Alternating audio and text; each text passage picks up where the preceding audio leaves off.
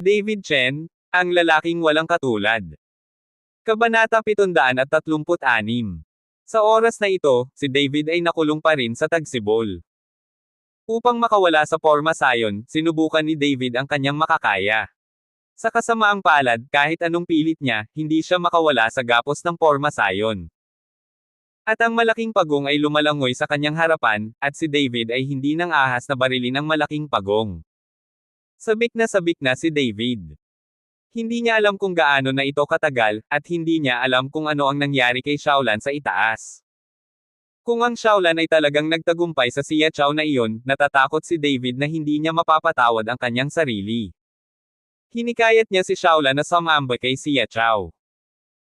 Biglang sumigaw si David na may pag-aalala, ikaw na patay na pagong, ipaglalaban kita. Umungol si David, isang mahinang gininto ang liwanag ang sumabog mula sa kanyang kamao, at pagkatapos ay suntok-suntok ang ginawa niya patungo sa mabagal na paglangoy na pagong. Bang bang bang! Isang suntok ang matalo sa isang suntok. Sa kabutihang palad, ang tagsibol na ito ay puno ng espiritual na enerhiya, at ang espiritual na enerhiya na natupok ni David ay maaaring mabayaran ng mabilis na pagliko ng heart condensation art. Habang sinusuntok ni David ang pagong, ang magic circle sa shell ng pagong ay nagsimula ring kumurap ng madalas. Hindi nagtagal, si David ay may galos na at patuloy na umaagos ang dugo, ngunit si David ay nagngangalit ang kanyang mga ngipin, ang galit sa kanyang puso ay nag-aalab, hindi siya kumikibo, at patuloy na sumusuntok. Sa sandaling ito, si David ay tulad ng isang baliw na hayop, ang kanyang mga mata ay iskarlata, at binaliwala na niya ang kanyang sariling kaligtasan. Ayaw niyang makulong dito ng tuluyan. I-click. Biglang, isang bahagyang tunog ang nagpakalma sa baliw na si David. Tiningnang mabuti ni David at nakitang may mga bitek ang malaking pawikan sa shell ng pagong sa oras na ito. Tuwang-tuwa si David. Akala niya hindi niya masasaktan ang malaking pagong. Ngayon ay tila ang malaking pagong ay hindi matatalo. Nang makitang basag na ang balat ng pagong ng malaking pagong, muling lumakas ang lakas sa kamay ni David, nabasa na ang katawan ni David sa dugo sa lakas ng pagkakaporma, ngunit walang pakialam si David. Sinuntok ni David ng suntok ang malaking pagong. Ang malaking pagong, na sa una ay walang pakiramdam, ay manganginig pagkatapos na suntukin ni David, at gumawa pa ng mga kakaibang tunog sa kanyang bibig, tulad ng pag-ungol. Matapos masuntok ni David ang 12-dosenang suntok, sa wakas ay nagkapira-piraso at nahulog ang baw ng pagong ng malaking pagong, at pagkatapos sumigaw ang malaking pagong, mabilis na lumubog ang katawan nito. Habang nabasag ang shell ng pagong, nawala ang mga gintong ilaw sa buong David, at nawala rin ang mga tanikala ng magic circle. Gusto kong tumakbo. Nakita ni David na ang malaking pagong ay gustong lumubog sa ilalim ng tubig at makatakas, kaya't hinabol niya ito ng malapitan. May gulat sa mga mata ng malaking pagong. Kung wala ang proteksyon ng shell ng pagong at ang magic array sa shell ng pagong, ang malaking pagong ay parang isda sa chopping board at hindi makatakas. Ngayon mo lang ako na-trap ng magic circle, gusto mo bang tumakbo ngayon? Tingnan mo kung hindi kita iluluto sa balimatard na sopas. Sinubukan ni David ang kanyang makakaya upang maabutin ang malaking pagong, hinawakan ng isang kamay ang ulo ng pagong, at naghahanda na suntukin ang malaking pagong sa kabilang kamay. Kung wala ang matigas na baw ng pagong, hindi makayanan ng malaking pagong ang suntok ni David. Ngunit nang papatayin na ni David ang malaking pagong ay nagpakawalan ng ungol, na sinundan ng isang bibig, isang kristal na malinaw, tanging butil na kasing laki ng hinlalaki ng daliri ang lumabas sa bibig ng malaking pagong. Nang makita ito, hinawakan ni David ang butil at tiningnan itong mabuti. Hindi niya alam kung ano iyon, ngunit ramdam niya ang aura na nagmumula sa butil. Kabanata 737. Nang makitang hinawakan ni David ang butil, agad na sinipa ng malaking pagong ang apat na paa nito, na parang nagmamakaawa kay David na pakawalan siya. Tiningnan ni David ang mga butil sa kanyang kamay at binitawan ang malaking pagong, para sa kapakanan ng iyong regalo, ililigtas ko ang iyong buhay. Nang makitang binitawan ni David ang sarili, tumango ang malaking pagong at paulit-ulit na nagpasalamat kay David, ngunit habang patuloy na bumababa si David, tila nataranta ang malaking pagong na pigilan si David. Hindi maintindihan ni David bakit siya pinigilan ng malaking pagong na ito. Nang matarante si David, biglang umungol mula sa kailaliman ng bukal, na sinundan ng napakalaking shockwave, na direktang ikinagulat ng mga tainga ni David, at ang buong tao ay halos himateyan. Matapos marinig ang dagandong na ito, ang malaking pagong ay lumangoy palayo sa gulat, at mabilis na lumangoy patungo sa ibabaw ng tubig. Ipinilig ni David ang kanyang ulo upang magising ng kaunti, habang nakatingin sa napakalalim na bukal, nag-alinlangan si David. Napakalakas ng dagandong na kalalabas lang mula sa ibaba kaya hindi alam ni David kung anong panganib ang ilalabas sa ibaba, ngunit dahil sa sobrang kuryosidad niya ay hindi na gustong sumuko si David ng ganoon na lamang, kaya kinagat niya ang bala at muling sumisid. Habang palalim ng palalim ang pagsisid ni David, palaki ng palaki ang espasyo sa ibaba, at malinaw ang liwanag ng tubig. Ano yan? Biglang nakita ni David na sa ilalim ng mga mata ng bukal, isang espada na naglalabas ng mapusyaw na asul na liwanag ay ipinasok sa isang malaking bato, at ang malakas na espiritual na enerhiya sa tubig ay ibinubuga ng espadang ito. Ang espada, ito ay dapat ang espada. Tuwang-tuwa si David, nagkataon na wala siyang sandata ngayon, at nang makita niya ang espadang ito, nagustuhan ito ni David. Mabilis na lumangoy si David patungo sa espada.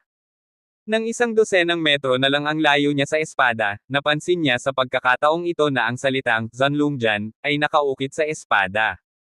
Dragon Slaying Sword. Natigilan si David, maari kayang pumatay ng mga dragon ang espadang ito. Medyo hindi kumbinsido si David. Sa lipunan ngayon, matagal nang naging alamat ang mga dragon, at sinasabing ang mga higanteng dragon ay makapangyarihan at kayang dumuran ng apoy at tubig. Maaari bang pumatay ng isang dragon ang isang espada? Ngunit hindi mahalaga kung mapatay nito ang dragon o hindi, ang espadang ito ay tiyak na hindi isang ordinaryong bagay, at gusto ito ni David sa isang sulyap.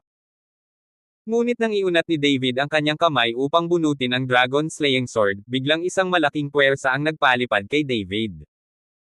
Kaagad pagkatapos, ang ilalim ng tubig ay bumagsak ng ilang sandali, at maya-maya ay may isang taong nahuhulog mula sa tubig ng bukal ay dahan-daang lumitaw.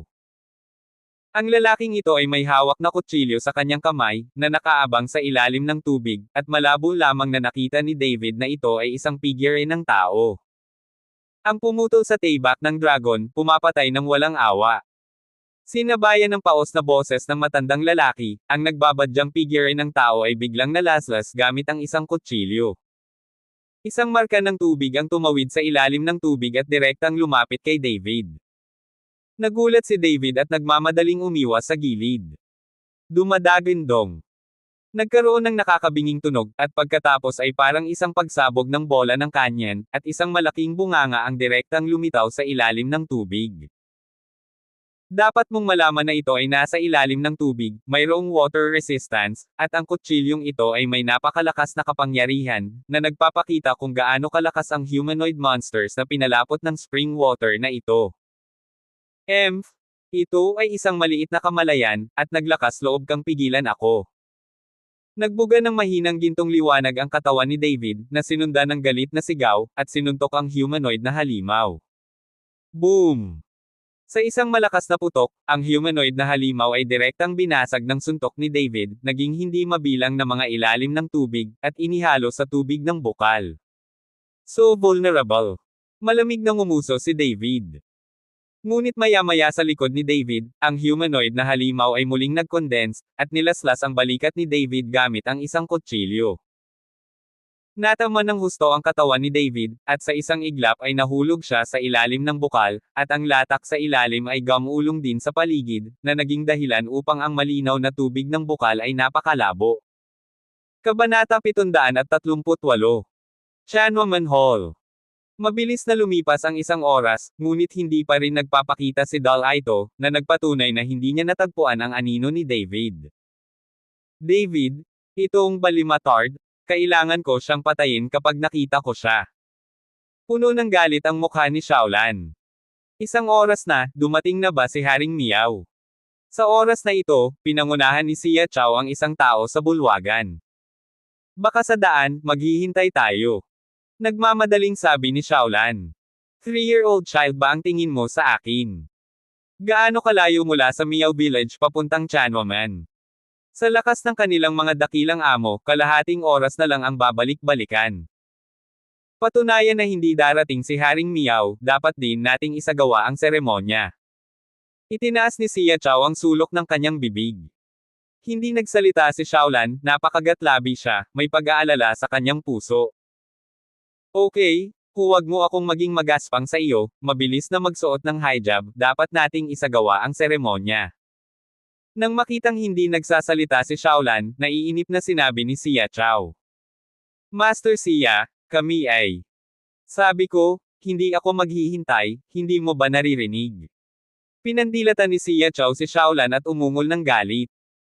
Alam ni Shaolan na hindi niya maaaring ipagpaliban, kaya binaling niya ang kanyang puso. Xia Chao, hindi kita pakakasalan.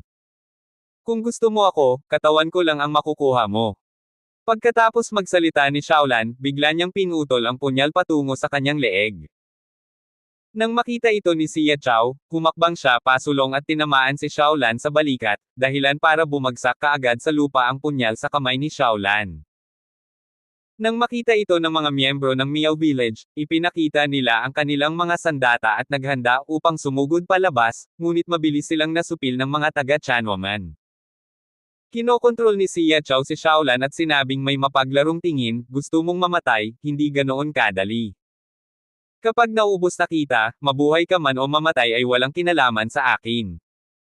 Pagkatapos magsalita, direktang binuhat ni Xia Chao si Shaolan at naglakad patungo sa kwarto sa likod. Bitawan mo ako, bitawan mo ako.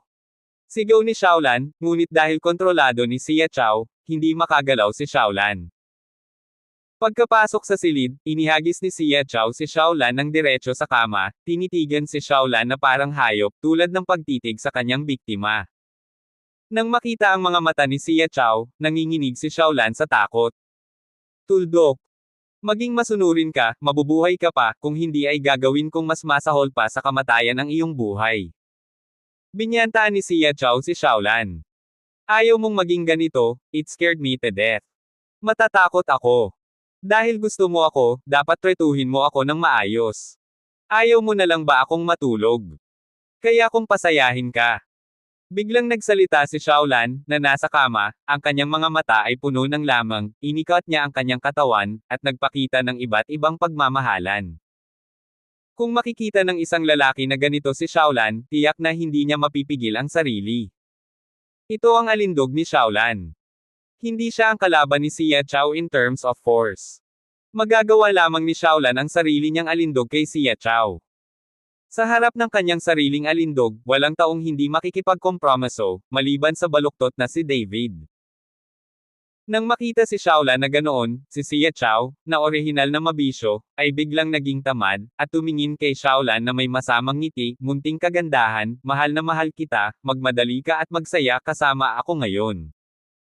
Pagkatapos magsalita, sumugod si Xia Chao patungo kay Shaolan. Nagmamadaling bumangon si Shaolan, ngunit hinawakan ni Xia Chao ang kanyang kamay at hindi nakatakas. Tumingin si Xia Chao kay Shaolan ng palihim, at hinawakan ng isang kamay ang baywang ni Shaolan, sinusubukang hawakan si Shaolan sa kanyang mga braso. Don't worry. Inom muna tayo ng wine, flirt. Itinulak ni Shaolan si Xia Chao palayo. Okay, paulit-ulit na tumango si Xia Chao. Naglakad si Shaolan patungo sa kabinet ng alak sa silid at diretsyong binuksan ito ng isang bote ng red wine. Kailangan niyang magantala ngayon, umaasang mahahanap ni Dalaito si David. Nang makitang inalis ni Shaolan ang red wine, kumaibot ang sulok ng bibig ni Xia Chao. Kabanata 739. Hindi nagtagal, binuksan ni Shaolan ang red wine, nagsali ng 2 baso, at dinala kay Xia Chao. Maging masunurin ka, bubusugan kita. Tinaasan ni Shaolan ang kilay sina Xia Chao, at direktang nabighani sina Xia Chao. Sumunod, masunurin ako. Tumango si Xia Chao ng desperadong. Makipag-inuman ka sa akin, huwag kang gumawa ng kahit ano sa akin, alam mo ba?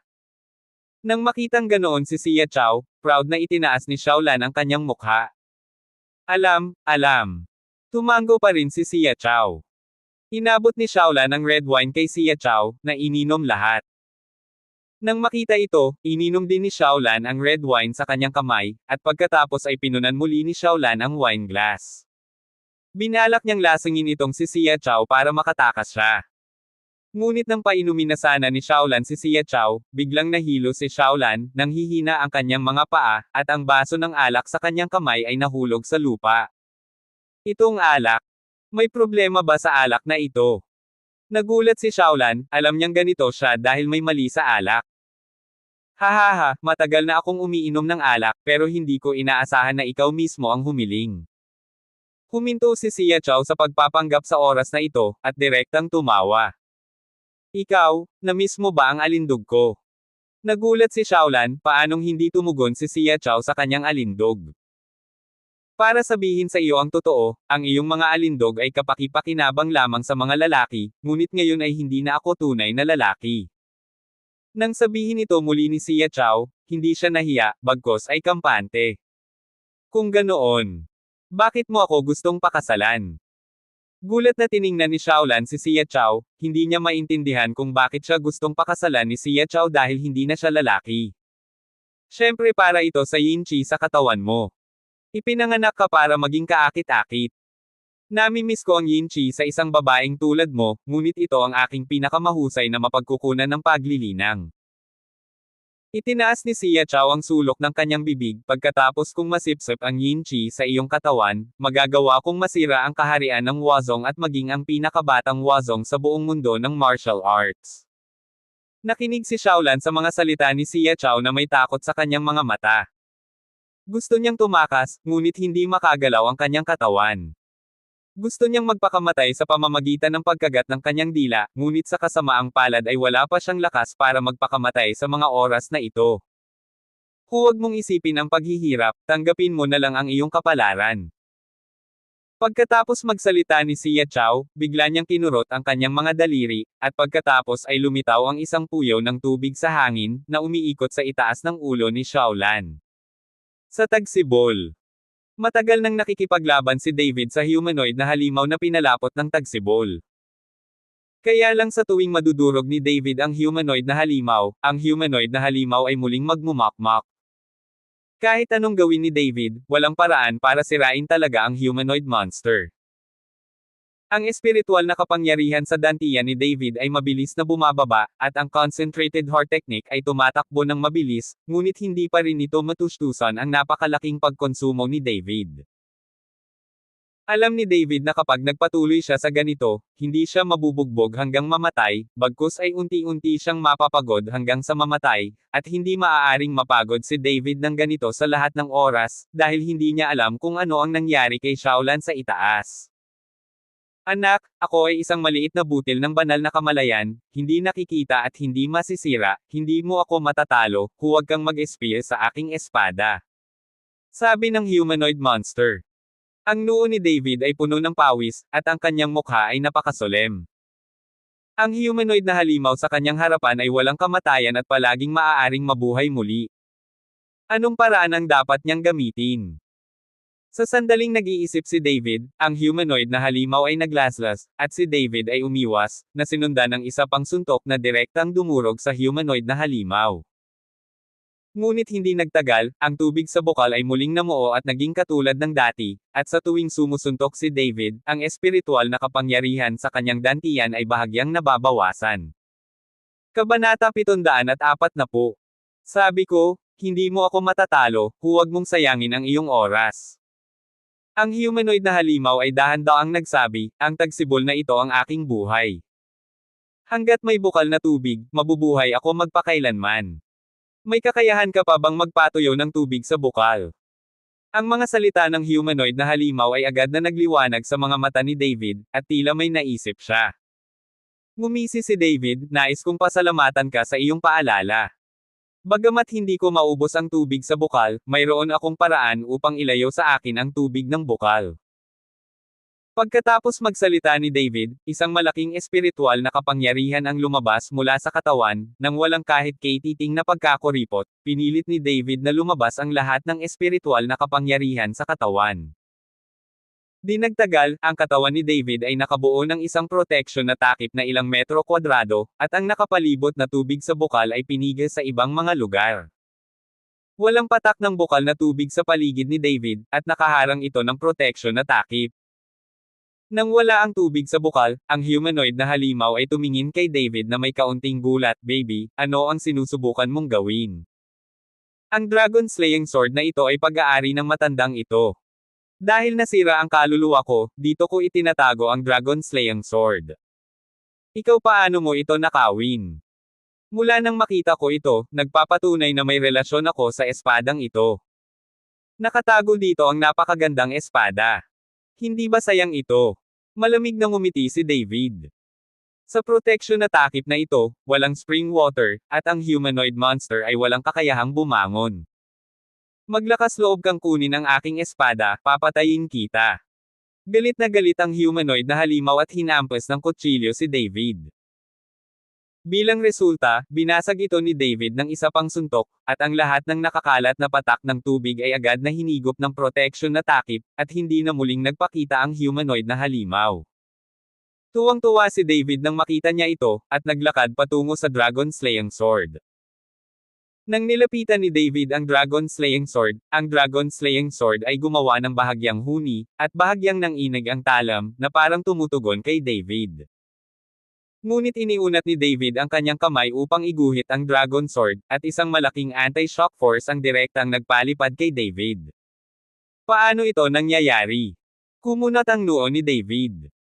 Ngayong naalis na ang humanoid monster, bakit hindi niya mabunot ang espada?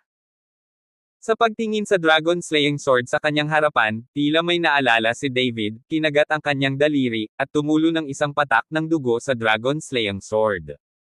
Umuugong.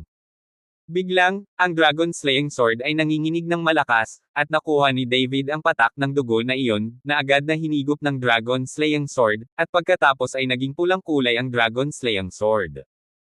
Boom! Nagkaroon ng marahas na pagsabog, at ang malaking shockwave ay direktang nagpatomba kay David, at ang protection na takip sa paligid ni David ay agad na nabasag.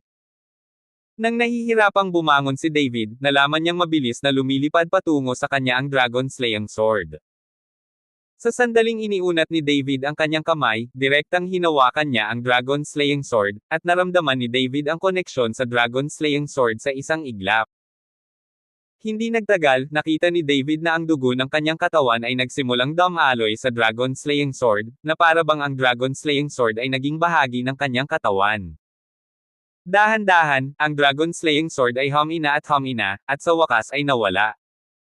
Ngunit sa oras na ito, nararamdaman pa rin ni David na nasa kanyang mga kamay ang dragon slaying sword. At ang espiritual na kapangyarihan na kinain ng kanyang sarili ay napuno din ng buong dantian sa isang iglap. Ito ba ang pagkakaisa ng tao at espada? Naisip ito ni David, at ang dragon slaying sword ay agad na lumitaw sa kamay ni David. Tuwang-tuwa si David sa kanyang puso, isa lang itong espada, gamit ang espadang ito, madaling mapatay ni David si Wu Zhang nakakalusot lang. Wow! Wow! Hindi nagtagal, ang bukal na tubig sa bukal ay nagsimulang mabilis na bumuhos pabalik sa lugar kung saan ipinasok ang espada ngayon, iyon ay, sa isang iglap, ang bukal ay natuyo, at wala ng patak ng bukal na tubig na makikita. Tumingin si David sa tuktok ng kanyang ulo, at may ilan na tumalon mula sa bukal. Sa oras na ito, ang spring pool sa ibaba ng spring ay lubhang tuyo, at walang bakas ng mga mantsa ng tubig. At ang mayamang espiritual na enerhiya ng Chanwoman ay nawala sa sandaling ito. Kahit na sinubukan ni David ang kanyang makakaya upang maramdaman ito, maaari lamang niyang maramdaman ang manipis na aura sa pagitan ng langit at lupa. Tila ang espiritual na enerhiya bago ang Chanwoman ay dahil sa dragon slaying sword na ito. Umiiral. Kabanata 741. Sa silid ni Xia Chao, tuwang-tuwa si Xia Chao habang pinagmamasdan ang yin chi sa katawan ni Xiaolan na patuloy na hinihigop sa puyo ng tubig. Hindi magtatagal bago siya magiging pinakabatang wazong sa mundo ng martial arts, at magiging henyo na kinaiinggitan ng lahat. Bagamat nawala si Xia Chao sa kanyang kakayahan bilang isang tao upang mabilis na mapabuti ang kanyang lakas, para sa mga ito, mas pinahahalagahan ni Xia Chao ang kanyang lakas. Sa mundo ng martial arts, lakas lamang ang iginagalang, at ang mga babae ay wala. Ngunit sa sandaling ito, biglang bumukas ang pinto ng kwarto ni Xia Chao. Nang makita ito, nagmamadaling iwinagayway ni Xia Chao ang kanyang kamay, binawi ang whirlpool, at pinandilatan ang nanghihimasok. Ikaw ba limatard, hindi ka ba marunong kumatok sa pinto? Sabi ni Xia Chao na may malamig na ekspresyon. Pinakamatanda na yang master, hindi maganda, Shen Quan, may problema sa Shen Quan sa likod natin, at ngayon ay wala na kahit isang patak ng tubig. Ang bisita ay sabik na sumunod kay Xia Chao at sinabi. Ano? Nagulat si Xia Chao, paano ito mangyayari? Anong nangyari? Hindi ko rin alam. Nakarinig na lang ako ng pagsabog mula sa likod. Nang sumugod ako, nakita kong wala na ang tubig sa bokal. Umiling ang lalaki. Sumulyap si Xia Chao kay Shaolan, lumingon sa taong dumating at sinabing, dalhin mo ako, paano mangyayari ang ganoong bagay? Para sa Tianwaman, ang Shen Quan ang pundasyon ng kanilang sekta. Sa tagsibol na ito, ang lakas ng maraming mga disipulo ng Tianwaman ay bumuti ng mabilis, na ginagawang patuloy na mataas ang ranggo ng Tianwaman sa maraming sekta sa Timog Kanluran. Ngunit ngayon ay nawala na ang tubig sa bukal, na ikinagulat ni Xia Chao. Kung babalik ang kanyang ama, paano niya ito ipapaliwanag? Pagkaalis lamang ni Xia Chao kasama ang bisita, isang figure ang pumasok mula sa bintana. Si David ang dumating. Si Shaolan ay ganap na walang kapangyarihan sa oras na ito, at wala siyang lakas na magsalita. Nang makita niya si David na paparating, walang pagtataka sa kanyang mga mata, ngunit galit na galit siyang tumingin kay David. Nakita ni David si Shaolan na paralisado, at nagmamadaling tumagos sa katawan ni Shaolan, na nagpagaling kay Shaolan. David, ang tanga mo. Pagkagaling ni Shaolan, ang una niyang ginawa ay ang suntukin si David. Nagmamadaling umatras si David, iniligtas kita, bakit mo pa ako binubugbog? Hindi ba ito paghihiganti? Ikaw ba limatard, saan ka nanggaling? Saan ka nanggaling? Di ba sabi mo may mali? Muntik na akong mawala ng buhay. Galit na tumingin si Shaolan kay David at umungol. Hindi ba ayos lang? Alam kong hindi na lalaki si Xia Chao kaya wala siyang magagawa sa'yo. Ngayon, dadalhin kita doon at ipaghihiganti kita. Ngumiti si David, naiintindihan niya kung bakit galit si Shaolan. Dapat mong patayin ang taong iyon para sa akin, at panoorin ko siyang mamatay. Kinagat ni Shaolan ang kanyang mga ngipin. Walang problema. Tumango si David. Sa likod ng Tianwaman Hall, ang tubig sa bukal na patuloy na umaagos ay nawala sa sandaling ito. Ang tuyong ilalim ng spring pool ay nakalantad sa labas, at mukhang hindi pa ito nadidiligan. Tiningnan ni Xia Chao ang eksena sa kanyang harapan na may tame time na ekspresyon, at dahan-daang inilagay ang kanyang ulo sa spring, para lamang makita na madilim sa loob, at wala siyang makitang malinaw. Kinuha ni Xia Chao ang isang malaking bato at ibinato iyon. Sa tunog ng ungol, walang tunog ng tubig, na nagpapatunay na walang tubig sa bukal. Paano ito mangyayari? Paano ito mangyayari? Umungol si Xia Chao, gusto niya ng paliwanag. Master, kanina lang may nakarinig ng pagsabog. Baka may hamihip sa bukal, kaya tumagas ang tubig sa bukal sa ilalim ng ilog. Sa oras na ito, dumating ang isang mahusay na master at nagpahayag ng kanyang opinyon. Sino yon? Sinong gumawa nito? Tuyo na ba kayong lahat? Si Xia Chao ay umungal at nagmura sa mga alagad ng Tianwaman. Kung wala itong banal na tagsibol, ano ang kanilang gagawin pagkatapos ng Tianwaman?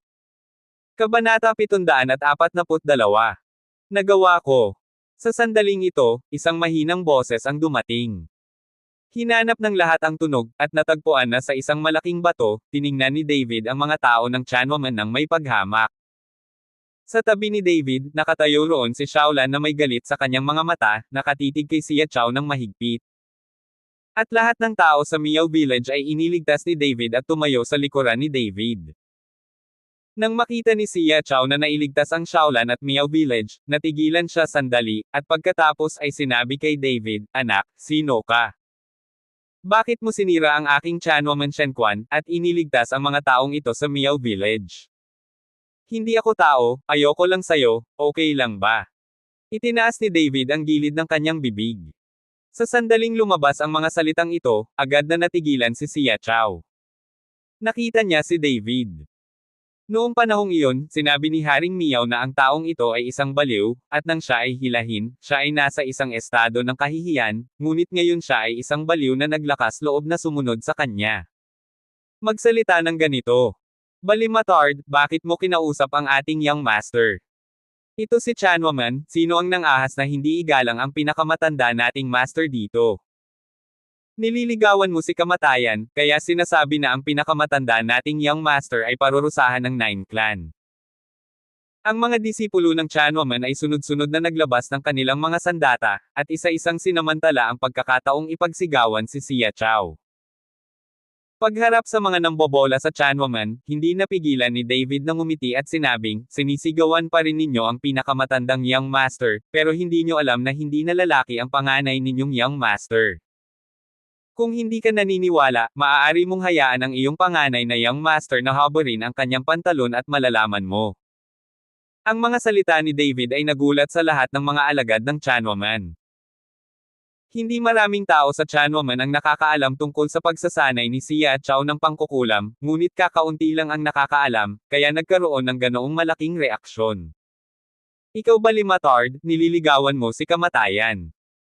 Nag-aapoy ang mukha ni Xia Chao nang tumingin sa kanya ang lahat sa Chanwaman, at hindi niya maiwasang mag-alab sa galit, at ang momentum sa kanyang katawan ay agad na tumaas. Sa tingin ko ikaw ang nanliligaw kay kamatayan. Nang matapos magsalita si David ay lumutang pababa ang kanyang katawan, at pagkatapos ay sinuntok niya ng suntok si Xia Chao. Nagulat si Xia Chao sa umaalingaw-ngaw na hangin. Hindi niya akalain na ganito kataas ang energy ng isang baliw. Sa gulat, nagmamadaling umiwas si Xia Chao, na mukhang nahihiya. Anak, sino ka? Ano ang kinalaman nito sa Miao Village? Hindi alam ni Xia Chao kung kailan lumitaw ang isang batang master sa Miao Village. Wala akong kinalaman sa Miao Village, nakikita lang kita bilang isang lalaki na hindi lalaki o babae. Gusto kitang turuan ng leksyon. Naiinis na sabi ni David. Bahagyang naningkit ang mga mata ni Xia Chao, ngunit hindi siya nagmamadaling kumilos laban kay David, dahil ang isang napakabata at makapangyarihan ay tiyak na hindi isang ordinaryong tao, dapat siyang anak ng isang sekta o pamilya. Ngayon ay umuunlad ang Chanwaman, kaya ayaw ni Xia Chao na pukawin ang isang malakas na kalaban sa Chanwaman. Kung gayon, dapat nandito ka para kay Shaolan, tama ba? Sinulyapan ni Xia Chao si Shaolan sa tabi ni David, sinasabi ko sa iyo, ang babaeng ito ay ipinanganak na may kaakit-akit na katawan, kaya niyang gumawa ng alindog, huwag kang magpaloko sa kanya, nabighani sa kanya. Stop talking nonsense. I would love to be fascinated, may magagawa ka ba?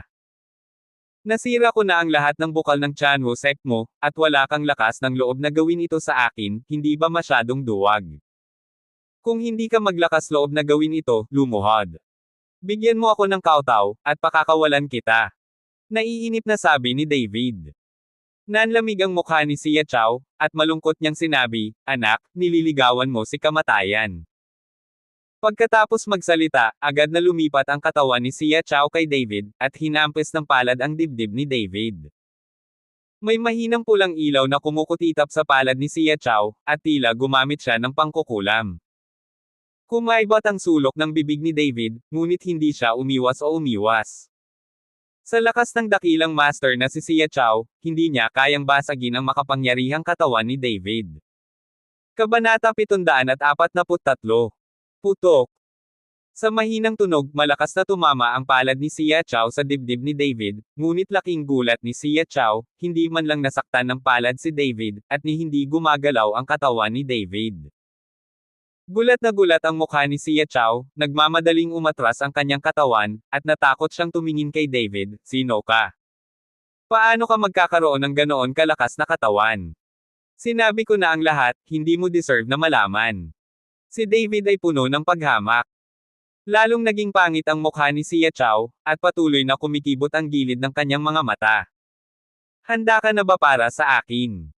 Huwag kalimutan na ito ay Chanwaman. Napakalamig ng boses ni Xia Chao. Paulit-ulit siyang pinahiya ni David, at nagsimula na ring magalit si Xia Chao. Isang lalaki lang na tulad mo na umaasa sa pag-absorb ng yin chi ng mga babae para magsanay, naiinis ako kapag nakikita ko ito, at kung papatayin kita, natatakot talaga akong madumihan ang mga kamay ko. Nagkunwari si David na nauutal at sinabing, paano mo nalaman? Nagulat si Xia Chao. Kung tutuusin, ang kanyang cultivation method ay napaka-disdainful sa martial arts world. Kung ito ay kumalat, paano napunta si Xia Chao sa mundo ng martial arts? Bakit nasa martial arts world pa rin si Chanwaman? Alam kong higit pa doon. Ginagamit mo ang tubig sa bukal upang maakit ang maraming bilang ng mga batang babae na maligo, at samantalahin ang pagkakataong makuha ang kanilang yin chi para magsanay. Alam ko ang lahat ng ito. Pinaikit ni David ang kanyang mga mata. Pagkaraang marinig ito ni Xia Chao, agad na bumangon sa kanyang katawan ang layuning pumatay. Ang mga disipulo ng Chanwaman ay sumusunod sa utos, nagbabantay sa pintuang bayan ng bundok, at hindi kailanman nagpapabaye sa sinuman. Si Xia Chao ay naudyukan na pumatay. Nais niyang patayin ang lahat na hindi taga Chanwaman, at ang kanyang mga sekreto ay hindi dapat malik. Huwag kang mag-abala, hindi nila ako mapipigilan, dapat mong ilabas ang iyong trumpo, tingnan ko kung paano ang pangkukulam na ginawa mo sa halaga ng pagkawala ng kakayahan ng iyong lalaki, paano ito? Bahagyang ngumiti si David. Sige, ipapakita ko sa iyo. Pagkatapos magsalita ni Xia Chao, biglang nagbago ang aura ng kanyang katawan, at pagkatapos ay ang buong tao ay mukhang madilim at nakakatakot, at ang kanyang katawan ay lumalawak sa bilis na nakikita ng mata. Sa paglawak ng kanyang katawan, patuloy ding lumakas ang lakas ni Xia Chao, at ang nakakatakot na pamimilit ay kumalat sa paligid niya. Urong. Nang makita ito, nagmamadaling sumigaw ang isang dakilang Grandmaster ng Chanwaman, at inakay ang iba pang mga disipulo ng Chanwaman na umatras sa malayo. Alam niya na ang pangkukulam na ginagawa ni Xia Chao ay lubhang nakakatakot at madyugo, kaya tinawag niya ang lahat sa Chanwaman na umatras. Dahil sa nakakatakot na pamimilit, maraming tao sa Miao Village ang nakahinga. Maging ang 5 dakilang master, na mahusay ding mga master, ay napakunot ang noo matapos maramdaman ang pamimilit na nagmumula kay Xia Chao, na parang bundok na dumidiin sa kanilang mga balikat. Pareho. Anak, marami kang alam, kaya dapat kang mamatay. Pagkatapos magsalita ni Xia Chao, ang malaking katawan ay gumulong diretso kay David, parang isang baliw na toro, na rumarampa. Sinamahan ng katawan ni Xia Chao, isang stream ng yin energy ang tumaas sa kalangitan, na agad na naging multo na may mga ngipin at kuko, at sabay na kumagat kay David. Nang makita ang eksenang ito, si Xiaolan sa tabi ni David ay labis na natakot na ang kanyang mukha ay agad na namutla, habang marami pang mga miyaw ang nakapikit sa takot. Bagamat buong araw silang humaharap sa mga lason, hindi pa sila nakakita ng ganitong kakilakilabot na eksena. Ang mga multo at kuko na iyon ay direktang sumugod kay David, at pagkatapos ay pumasok sa katawan ni David.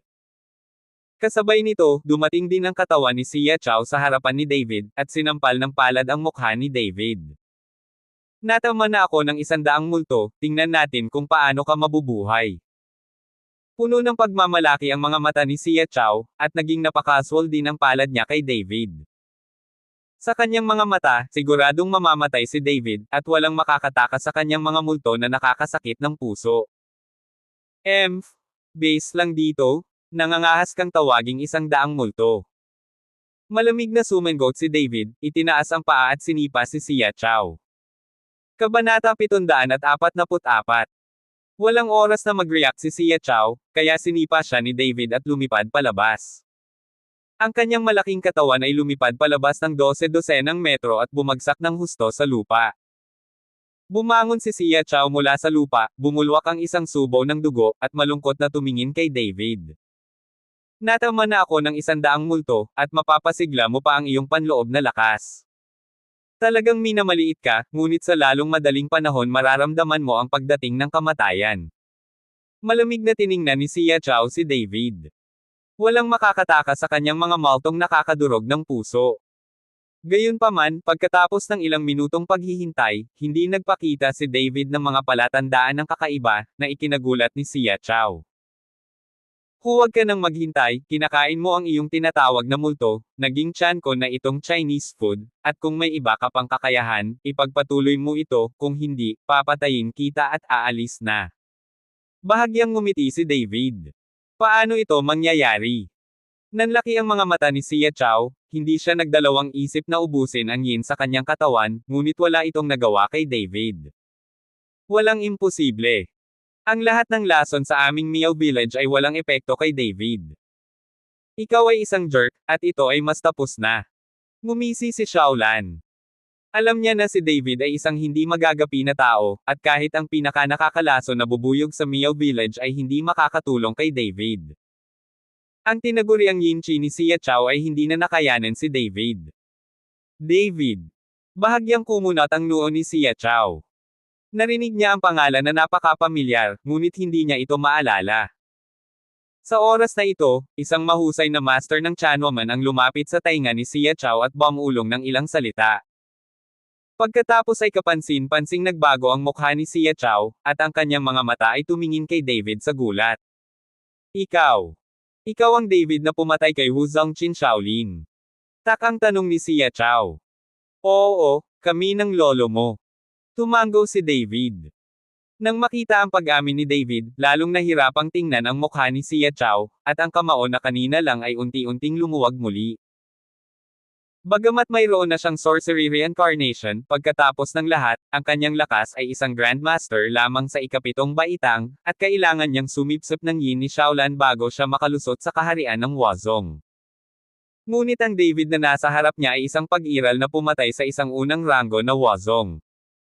Kahit na masira ni Xia Chao si Huazong, natatakot ako na hindi siya ang kalaban ni David. Tahimik na tumingin si Xia Chao kay David.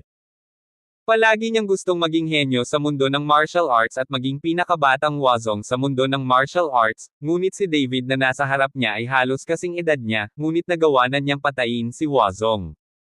Anong klaseng gap ito? Upang malaman ang lakas ni Xia Chao, ngunit sa halaga ng pagkawala ng kakayahan ng isang tao, kahit na ganoon, hindi pa rin mapapantayan ni Xia Chao si David. Sa loob ng ilang sandali, napuno ng inferiority complex at kawalan ng kakayahan ng puso ni Xia Chao. Hindi mo ako kalaban, maaari mo silang alisin, hindi ka titigilan ng Chanwoman ko. Alam ni Xia Chao na kung gusto ni David na umalis, walang sino man sa Chanwoman ang makakapigil sa kanya.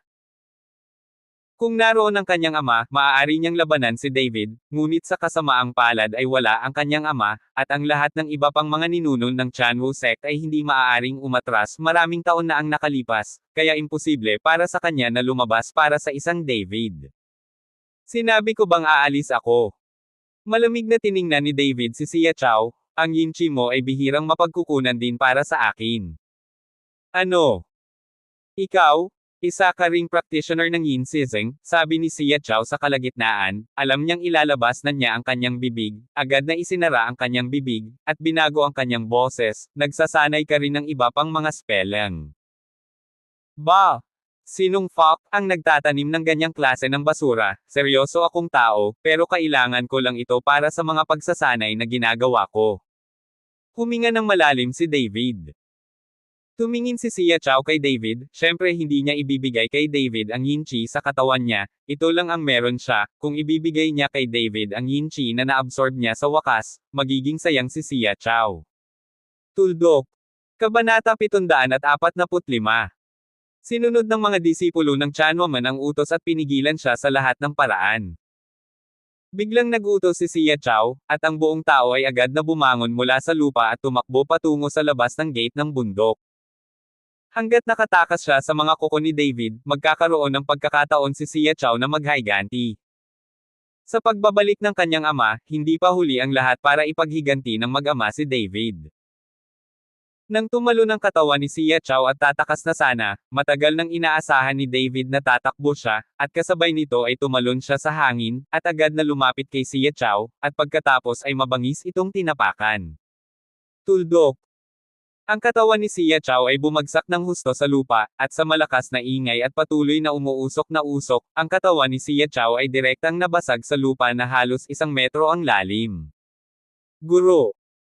Nang makita ito ng mga disipulo ng Chanwoman, humakbang sila pasulong at hinukay si Xia Chao, ngunit sa oras na ito, lahat ng mga buto ni Xia Chao ay nabali, at hindi siya makatayo, kaya't maaari lamang siyang umasa sa mga tao upang suportahan siya. Gusto mo pang tumakbo sa harapan ko, tumakbo ka na ba? Malamig na tiningnan ni David si Xia Chao. David, bitawan mo ako? Maaari mong kunin ang lahat ng bagay sa Chanwoman, basta't palayain mo ako. Sinundan ni Xia Chao si David at nagmakaawa. Gaya nga ng kasabihan, hindi pa huli ang lahat para maghaiganti ang isang tao sa loob ng 10 taon, hanggat hinahayaan siya ni David, at nang tumuntong siya sa Wuzong, siya at ang kanyang ama ay naghahanap ng paghihiganti para kay David. Pakawalan ka! Itinaas ni David ang gilid ng kanyang bibig, kung pakakawalan kita, hindi ko ba hahayaang bumalik ang tigre sa bundok at gagawa ng kaguluhan para sa aking sarili. Pagkatapos magsalita ni David, biglang kumislap ang kanyang figure at diretsyong lumapit kay Xia Chao. Ilang mga alagad ng Chanwoman na sumusuporta kay Xia Chao ay likas na gustong harangin si David, ngunit sa kasamaang palad, ang lakas ni David ay nagpadala sa mga disipulong ito ng Chanwoman na lumipad pabalik. Nang walang tumulong, bumagsak ng paurong ang katawan ni Xia Chao, ngunit napayuko si David. Isang malaking pagsipsip lamang ang naramdaman ni Xia Chao, at ang yin sa kanyang dantian ay patuloy na tumaas palabas, at direktang sinipsip sa katawan ni David. Ikaw, marunong ka talagang mangakit ng mga bituin. Puno ng takot ang mga mata ni Xia Chao, ngunit hindi siya makawala. Nang makita ng iba sa paligid na talagang sinisipsip ni David ang yin chi sa katawan ni Xia Chao, hindi nila maiwasang matigilan. Hindi nagtagal, ang yin sa katawan ni Xia Chao ay sinipsip ni David ng malinis, at ang katawan ni Xia Chao ay bumagsak ng husto sa lupa pagkatapos bitawan ni David. Kung walang yin chi, si Xia Chao ay walang alinlangan na tulad ng isang ordinaryong tao sa sandaling ito, at ngayon ang kanyang mga buto ay halos mabali, mahirap isipin ang tungkol sa paglilinang. Ngayong sinipsip mo na ang yin mula sa aking katawan, maaari ka nang umalis. Napahiga si Xia Chao sa lupa, tumingin kay David at sinabing, bagamat walang yin at buto ay nabali ngayon, ang apoy ng paghihiganti sa puso ni Xia Chao ay hindi pa naaalis, at ipaghihiganti niya ang paghihiganting ito sa madaling panahon. Tara na! Ngumisi si David, sinabi ko bang gusto kong pumunta? Paano ako magiging karapat-dapat sa daan-daang babaeng iyon kung hindi kita papatayin? Alam mo ba kung anong klaseng sakit ang mararanasan nila kapag na-absorb nila ang kanilang yin chi? Sabi ni David, biglang iniunat ang kanyang kanang kamay, at pagkatapos ay isang kumikislap na espada ang dahan-daang lumabas sa kamay ni David. Ang katawan ng espada ay maliwanag sa una, pagkatapos ay dahan-daang naging pula, at kahit na maaaring ito ay tila umaagos ang dugo mula sa espada. Ang Dragon Slaying Sword na nakuha ko lang ngayon ay ang dugong sakripisyong espada ng iyong anak. Pagkatapos magsalita ni David, na may kumakaway na Dragon Slaying Sword sa kanyang kamay, isang pulang kinang ang tumaas sa kalangitan. Ayaw! Nanlaki ang mga mata ni Xia Chao at umungol ng malakas. Hindi nagtagal, na may dumadagandong na tunog, ang pulang ilaw ay nawala, at ang katawan ni Xia Chao ay nawala, at direktang na-vaporize ng pulang ilaw na ibinubuga ng Dragon Slaying Sword. Parang nawawala sa manipis na hangin. Damn! Itong Dragon Slaying Sword ay napakalakas. Iyon din ang unang pagkakataon na ginamit ni David ang Dragon Slaying Sword, ngunit hindi niya inaasahan na magkakaroon ito ng ganoong kalaking kapangyarihan. Kabanata 746. Pinanood ng mga disipulo ng Chanwoman si Xia Chao na mawala ng direkta sa kanilang mga mata, walang iniwang katawan, nanlaki ang kanilang mga mata at sila ay natigilan. Walang galit, takot lang. Sa oras na ito, si David ay parang isang Diyos na bumaba sa lupa, na labis na nakakabigla sa mga taong ito sa Chanwoman. Bahagyang ibinukod din ni Xiaolan ang kanyang bibig, ngunit hindi niya inaasahan na napakalakas ng espada ni David na diretsyo niyang sinampal ang mga tao na walang natira. Binawi ang Dragon Slaying Sword, sinulyapan ni David ang nagulat na si Xiaolan at sinabing, okay, patay na si Xia Chao, dapat na tayong umalis. Tumango si Xiaolan at sinundan si David patungo sa labas ng Chanwoman Mountain Gate, ang mga miyembro ng Miao Village ay sumunod na malapit sa likod. Nang dumaan sa harap ng mga disipulong Chanwoman na iyon, tiningnan siya ni David, na ikinatakot nilang magkasunod na tumakbo pabalik, huwag na silang pigilan, hindi man lang sila nagkaroon ng lakas ng loob na tingnan si David. Si David at Xiaolan ay hindi bumalik sa Miao Village, ngunit dumiretso sila pababa ng bundok. Bagamat yumuko si Wulito at ang mga tao sa Miao Village, wala pa rin silang kahit kaunting nostalgia. Sa pagkakataong ito, pumayag si David na pumunta sa Chanwoman alang-alang sa espiritual na tagsibol na ito. Sa katunayan, ang buhay at kamatayan ng lahat sa Miao Village ay walang kinalaman sa kanya. Bagamat alam din ni David na hindi papayag si Chanwoman ng ganoon kadali ang Miao Village, at kung hindi niya mahanap ang kanyang paghihiganti, tiyak na ilalabas niya ang kanyang galit sa Miao Village, ngunit hindi obligado si David na tulungan ang Miao Village. Ang mga sekta ay ganito. Sa lipunang ito kung saan kinakain ng mahihina ang malakas, ang sariling lakas lamang ang pinakamagandang pundasyon.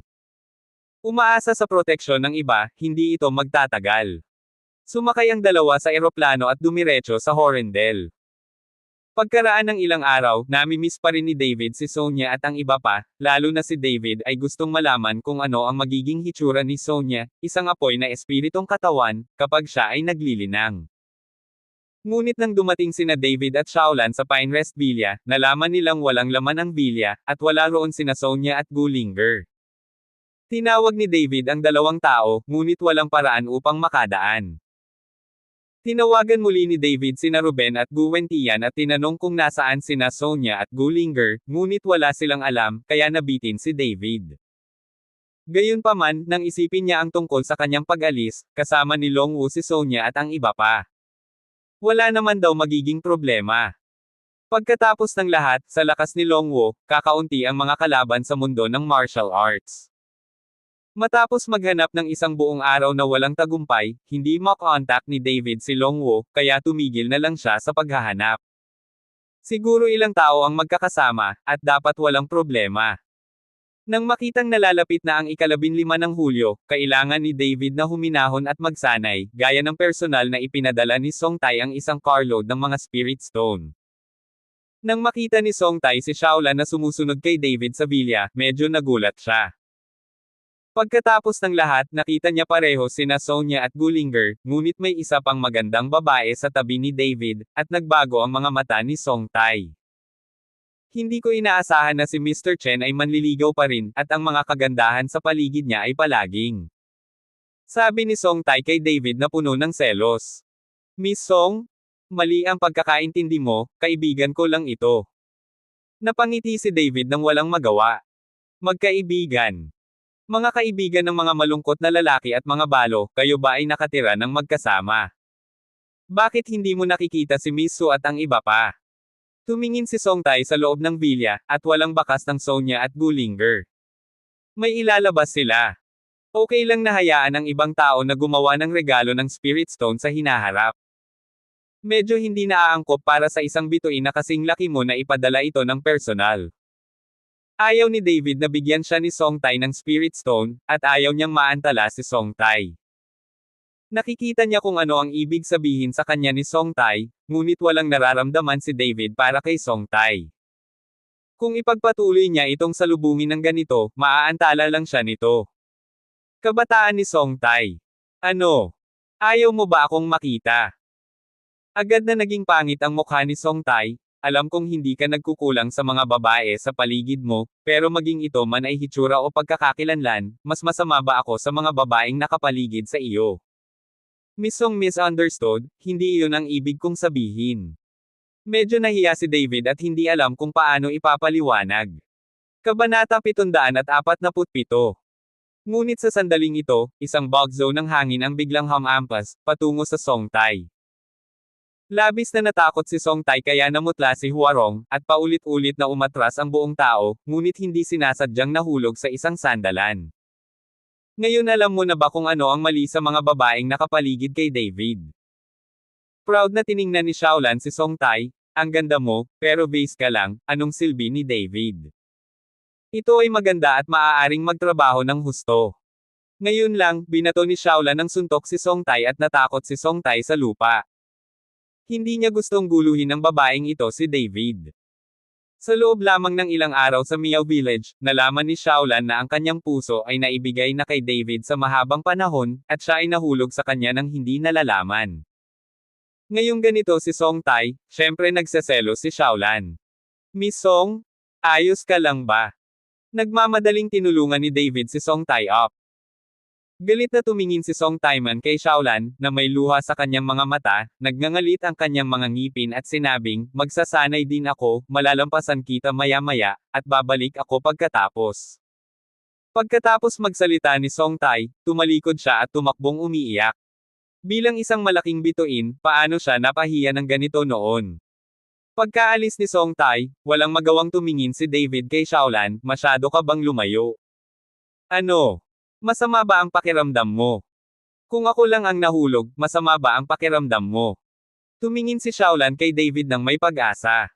Umaasa siyang bibigyan siya ni David ng positibong sagot. Parang nagluluto pa ang kaldero, titingnan ko. Nagmamadaling ibinaba ni David ang kanyang ulo at tumakbo sa kusina, dahil hindi niya alam ang isasagot kay Shaolan. Ngumuso si Shaolan at galit na tumingin sa likod ni David, wala akong pakialam kung gaano karaming babae ang mayroon ka, kailangan kitang makuha. Pagkatapos ng simpleng hapunan, nagkulong si David sa kwarto para mag-practice.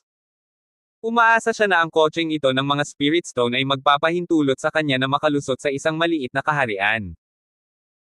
Naka-cross-leg sa kama, pinatakbo ni David ang Concentrate Heart Art, at ang mga espiritual na bato sa bakuran ay nagsimulang maglabas ng maraming espiritual na enerhiya, at pagkatapos ay swarm sa katawan ni David. Ngunit ang kakaiba ay ang mga aura na ito ay hindi pumasok sa dantian ni David, ngunit mabilis itong na-absorb ng Dragon Slaying Sword. Sa isang buong gabi, nalaman ni David na ang espiritual na kapangyarihan sa kanyang katawan ay hindi nagbago, ngunit walang bakas ng mga espiritual na bato sa labas. Ito. Ang Dragon Slaying Sword na ito ay kailangang sumipsip ng espiritual na enerhiya. Kumunat ang noo ni David, puno ng pait ang mukha. Wala siyang sapat na espiritual na enerhiya upang linangin ang kanyang sarili, kaya kailangan niyang maghanap ng mga mapagkukunan sa lahat ng dako, at ngayon ay may isa pang Dragon Slaying Sword na nakikipagkumpetensya sa kanya para sa espiritual na enerhiya, na nagpapasakit kay David. Oras na para kumain. Sa oras na ito, naghanda ng almusal si Shaolan at tinawag si David. Lumabas si David ng silid at nakita ang isang mesa ng masaganang almusal. Hindi niya maiwasang mapangiti at sinabing, hindi ko inaasahan na magkakaroon ka ng ganoong craftsmanship. Marunong akong maglaba, magluto, manahi at magayos. Noong nasa Miao Village ako, ginawa ko ang lahat. Nagmamalaki si Shaolan, kung pakakasalan mo ako, makakain ka ng napakasarap na almusal araw-araw. Natigilan si David, hindi niya inaasahan na magiging open si Shaolan, at sasabihin niya ito sa kanya. Ngunit sa mga tuntunin ng kasanayan sa pagluluto, talagang mas mahusay si Sonya kaysa kay Shaolan, at kahit si Gulinger ay hindi maihahambing sa Shaolan na ito. Stop biro, may girlfriend na ako. Awkward na ngumiti si David at umupo sa mesa para maghanda ng makakain. Anong masama sa pagkakaroon ng girlfriend? Dapat mong malaman na mayroong maraming 3 asawa at 4 na C0 and Cobb. Sa mundo ng martial arts, at maraming tao sa aming Miao Village ang may ilang asawa. Walang pakialam na sabi ni Shaolan. Iyan ang iyong Miao Village, ngunit ngayon ay binibigyang pansin mo ang monogamy at pagkakapantay-pantay sa pagitan ng mga lalaki at babae.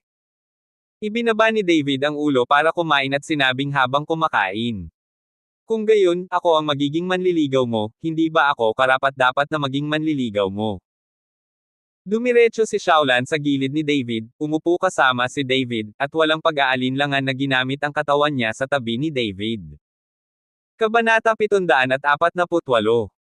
Nang medyo nabigla si David, itinulak ang pinto ng bilya, at pumasok sina Lin Chanho at Chifeng. Nang makita ang eksena sa harap nila, dali-daling lumingon sina Lin Chanho at Chifeng sa gilid, Mr. Chen, pasensya na, hindi namin alam na may hobby ka pa pala sa umaga. Pagkatapos sabihin iyon, aalis na sina Lin Chanho at Chifeng, ngunit pinigilan sila ni David, tumigil ka, kakain lang ako ng almusal, ngunit wala akong libangan. Sinamantala ni David ang pagkakataon na tumayo at lumayo kay Shaolan. Paano niyo nalaman na bumalik ako?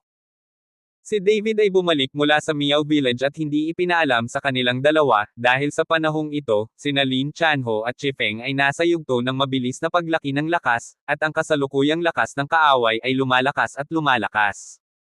Natatakot ako na mahirap makayanan ang hinaharap.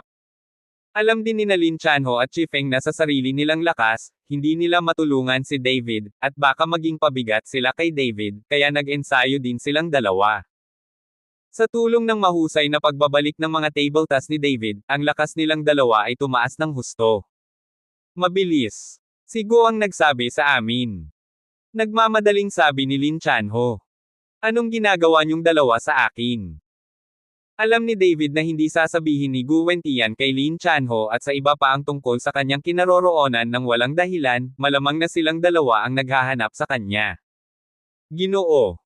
Shen, simula nang matalo mo si Qin Shaolin, marami nang alamat tungkol sa iyo sa martial arts world. Ngayon, ang mga martial arts circle sa Jiangbei at Jiangnan provinces ay bumuo ng isang martial arts alliance. Sana irekomenda ko si Mr. Chen bilang pinuno ng alyansa, kaya nakikiusap ako sa ating dalawa na imbitahan si Mr. Chen. Direktang ipinaliwanag ni Chi Feng ang kanyang intensyon. Huwag kang pumunta, hindi ako interesado kung bakit ang pinuno. Direktang tumanggi si David. Marami pa siyang dapat gawin sa sarili niya, paano niya mapapamahalaan ang Martial Alliance at maging leader ng alliance. Nang makita ang pagtanggi ni David, agad na napahiya sina Lin Chanho at Chi Feng. Nang makita ang sitwasyong ito, sinabi ni David na may malamig na mukha, hindi naman kayo nagsasamantala sa iba, di ba? Nang makitang sinabi ito ni David, nagulat sina Lin Chanho at Chi Feng. Ginoo. Shen, how dare we? Iniisip ko lang na kung si Mr. Chen ang pinuno ng alyansa o hindi, kailangang pumunta doon, dahil sa pagkakataong ito ay sinabi ng pamilyang Jiangnan Ren na may inihanda silang mapagbigay na regalo para kay Mr. Chen, ngunit ang mga ninuno ng mga Ren. Nabalitaan ng pamilya na sila ay isinilang mula sa mga magnanakaw ng libingan, sa tingin ko ang kanilang pamilya ay tiyak na may mga bihirang kayamanan, na maaaring maging kapaki-pakinabang kay Mr. Chen. Nagmamadaling nagpaliwanag si Lin Chanho. Pamilya ni Ren. Bahagyang kumunat ang noo ni David na para bang hindi niya narinig. Naaalala ko na sa martial arts conference na ginanap sa Yaowangfo sa Tianfeng Town, hindi pa nakita ni David ang pamilya Ren na sumulong, ni hindi niya ito narinig. Ginoo. Shen, ang pamilyang Ren na ito ay hindi pamilya ng martial arts, ngunit dahil ang mga ninuno ng pamilyang Ren ay mula sa mga magnanakaw ng libingan, maraming bihirang kayamanan sa pamilya. Marami ang tumuntong sa pamilya Ren, umaasang makabili ng ilang bagay na gusto nila, kaya nakatira sila sa Jiangnan. Sikat na sikat. Nang makita ito, sinunod ni Chi Feng si David upang magpaliwanag. Tumango si David. Hindi pala martial arts family ang pamilya Ren kaya hindi na nakapagtataka na hindi niya ito narinig. Pagkatapos ng pag-iisip tungkol dito, mayroon pang ilang araw hanggang 15 ng Hulyo, at walang espiritual na bato. Si David ay umaasa sa espiritual na enerhiya ng langit at lupa upang linangin, at ang epekto ay minimal. Mas mabuting sundin si Lin Chanho at ang iba pa. Marahil ay makikita niya ang kanyang sarili na kapaki-pakinabang sa iba. Mga bagay. Sige, magpapalit ako ng damit at aalis ka agad. Pagkatapos magsalita ni David, tumalikod na siya at pumunta sa kwarto para magpalit ng damit.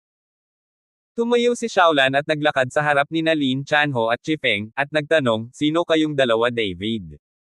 Bakit takot na takot ka sa kanya? Napaka-curious ni Shaolan, nang makitang may kaunting lakas din sina Lin Chanho at Chi Feng, at pambihira sila, tiyak na hindi sila ordinaryong tao, paano sila matatakot kay David? Nagkatinginan sina Lin Chanho at Chi Feng, at lahat sila ay natigilan, hindi na tayo kilala ni Miss Mare. Kabanata 749. Kamukhang kamukha ni Shaolan si Wu Mare, at itinuturing din siya ni Lin Chanho at Chi Feng bilang Wu Mare.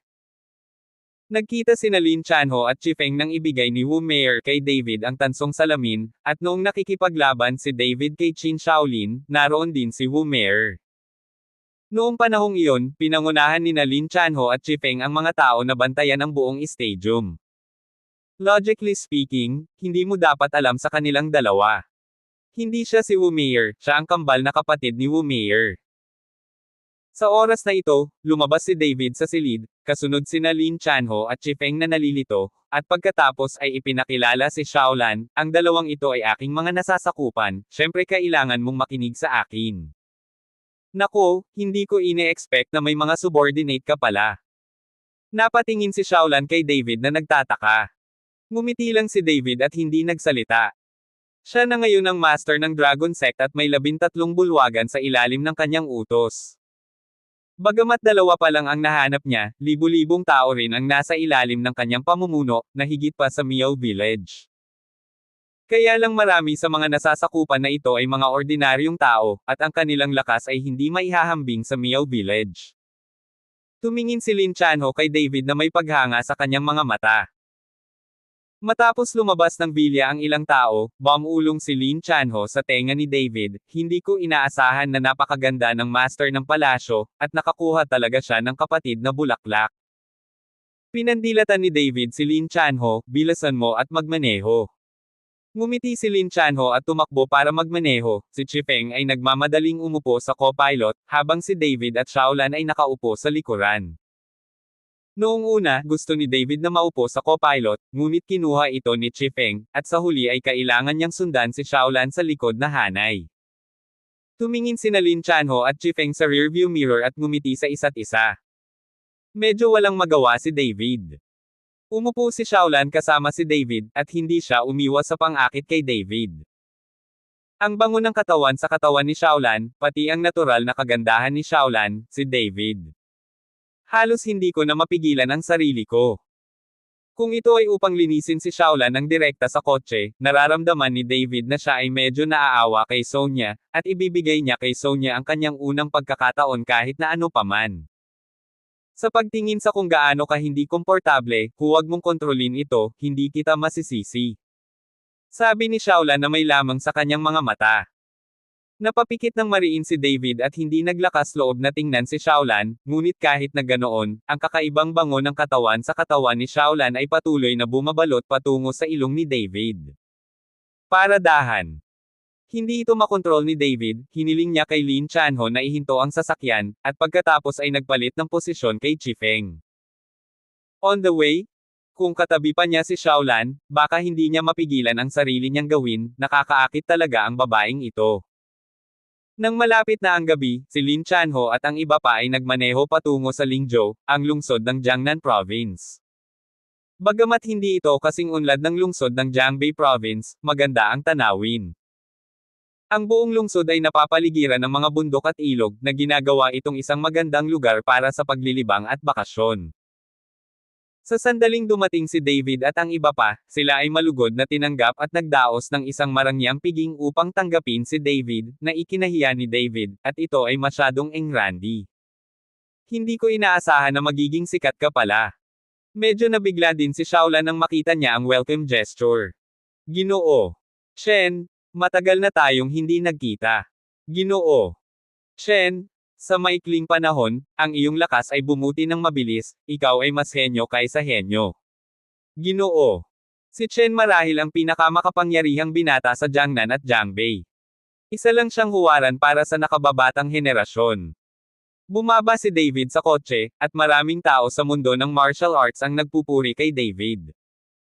At si Shaolan sa tabi ni David ay nakatawag din ng atensyon ng maraming tao, at maraming kabataan ang tumingin kay Shaolan ng walang malay.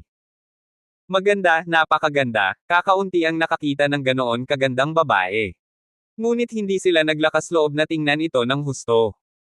Kung tutuusin, ito ang babaeng katabi ni David, at walang nakakaalam ng relasyon ng babaeng ito at ni David. Kabanata 750. At may mga kabataang mapapagalitan ng mga nakatatanda sa pamilya kung titingin ng diretso kay Shaolan, at ang iba naman ay kakaladkarin at bugbugin. Ang mga babae sa paligid ni David ay naglakas loob na tingnan ito sa ganitong paraan. Hindi ba iyon ang panliligaw sa kamatayan? Nakita rin ni David ang maraming matandang kakilala sa karamihan. Si Uli Ui, ang pinuno ng pamilyang Chenggo sa lalawigan ng Jiangbei, at ang kanyang anak na si Wu Shi, at ang may-ari ng Baohi Quanjim, si Gao Baisheng, ay sumunod kay Gao Baisheng noong huling pagkakataon sa bayan ng Tianfeng. Ang mga disipulong Baohi Quan na sina Wu Leon at Wu Shan, si Sun Simiao, ang master ng Yawang Mansion. Ang mga taong ito ay matandang kakilala ni David. Matapos makita si David, lumapit sila upang makipag-chat, ngunit sa pag-aakalang si Waxi at ang magkapatid na Wu ay maaari lamang tumayo sa likuran, hindi sila kwalipikadong lumapit. Sa oras na ito, ang mga kabataang ito ay puno ng inggit sa kanilang mga mata. Lahat sila ay halos kasing edad ni David, ngunit mayroon pa ring agwat ng pagkakakilanlan sa lakas ni David, na 108,000 milya ang layo.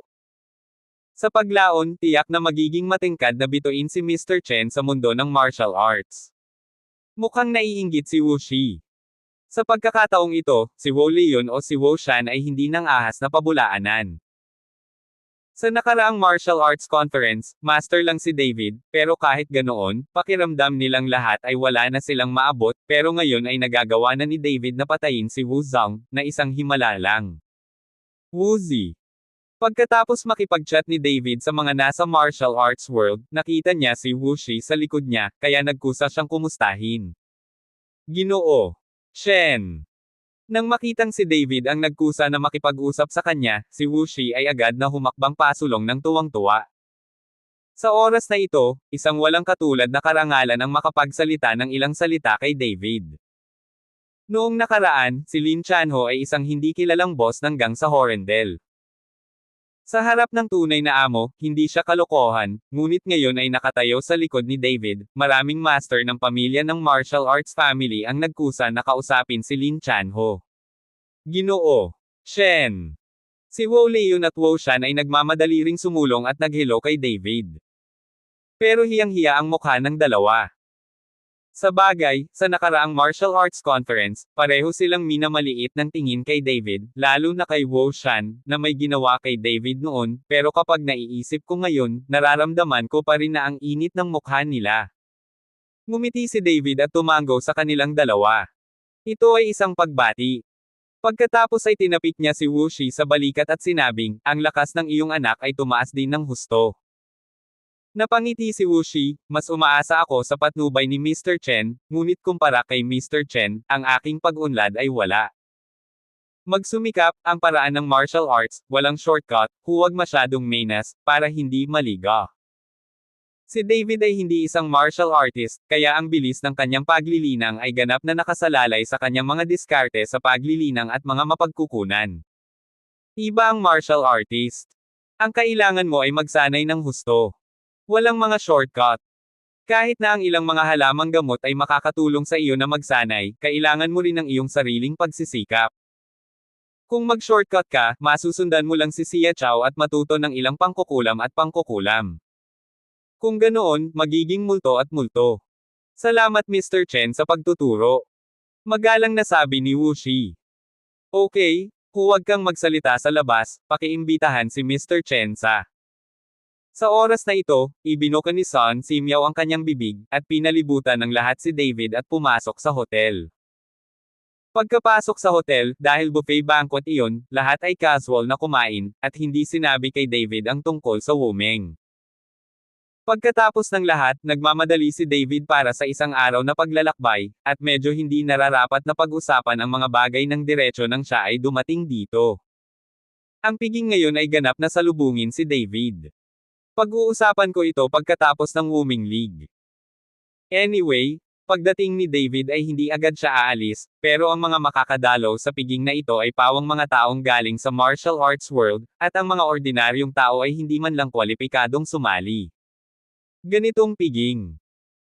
Abangan ang mga susunod pang kabanata ng David Chen, ang lalaking walang katulad. For more updates, please subscribe to my YouTube channel and don't forget to like and share. Thanks for your support.